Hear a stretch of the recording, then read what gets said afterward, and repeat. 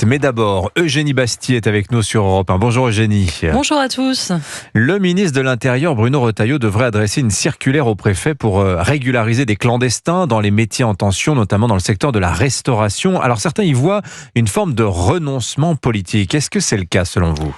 Oui, c'est un renoncement, mais Bruno Retailleau n'en est pas le seul responsable. Car cette circulaire ne sera que l'application de la loi Asile-Immigration votée en 2024, qui prévoyait une liste de métiers en tension dans lesquels la régularisation des sans-papiers serait facilitée.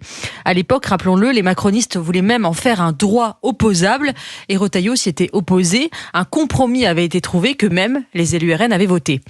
Alors, faut-il parler de métiers en tension ou de politique sous pression ? On peut comprendre évidemment que les restaurateurs militent pour une main-d'œuvre bon marché qui leur permet de faire tourner leur cuisine sans augmenter les salaires. Mais est-ce le rôle de l'État de céder à l'intérêt sectoriel d'un lobby qui recherche avant tout un objectif économique de court terme ? Ce n'est pas à Thierry Marx de décider de la politique migratoire de la France. L'État devrait chercher l'intérêt général de long terme. Or, avec le regroupement familial, toute immigration de travail est désormais une immigration de peuplement qui modifie en profondeur la composition de la société française avec des conséquences culturelles et sécuritaires qui dépassent largement les seuls aspects économiques. Enfin, tout ça, c'est quand même de la théorie, Eugénie. Il faut être réaliste. Quand on va dans les arrière-cuisines en France, on voit bien que l'immigration est indispensable à l'économie de la restauration. Qui ramassera nos poubelles ? On connaît cet argumentaire commun au patronat macroniste et à la gauche sans frontiériste. À cela, on peut répondre qu'il y a beaucoup d'endroits en France, notamment en province, où ce sont les Français qui ramassent les poubelles et qui travaillent en cuisine. C'est dans les métropoles que l'exil forcé des classes populaires a rendu nécessaire l'importation continue d'une main-d'œuvre étrangère.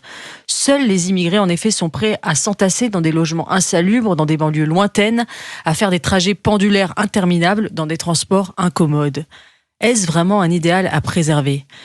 Il faut rappeler que les secteurs en tension existent depuis les années 60 et on a toujours présenté l'immigration comme une manière d'y répondre. Résultat, il y a toujours des secteurs en tension, c'est un cercle vicieux. L'immigration est une drogue pour nos économies occidentales. Peut-être est-il temps de réfléchir à des moyens de se sevrer. Et quelle serait l'alternative alors ? Il faut d'abord se demander si un modèle de société reposant sur la venue continuelle de main-d'œuvre sous-payée et sous-qualifiée est tenable sur le long terme. Même économiquement, ça se discute, car ces travailleurs sous-qualifiés payent peu d'impôts. De plus, la dépendance économique à l'immigration tue l'innovation, comme l'a rappelé le PDG de BlackRock, Larry Fink, à Davos en janvier dernier, invitant les pays à préférer la robotisation à l'immigration. Mais au-delà du simple aspect financier, on peut se demander s'il est moral de faire venir des esclaves du tiers-monde pour pédaler à vélo afin de nous apporter sur le pas de nos portes des sushis et des burgers. Nos parents ont survécu sans ce confort et n'en sont pas morts. Il va sans doute falloir accepter de vivre dans un monde où la restauration sera plus chère, mais produira des salaires et des conditions de vie décentes. Il va sans doute falloir revaloriser des filières professionnelles que nous avons si longtemps négligées. Il va sans doute falloir changer de recette. La civilisation ne se brade pas pour un steak frites au rabais. Signature Europe 1, Eugénie Bastier. Merci beaucoup Eugénie.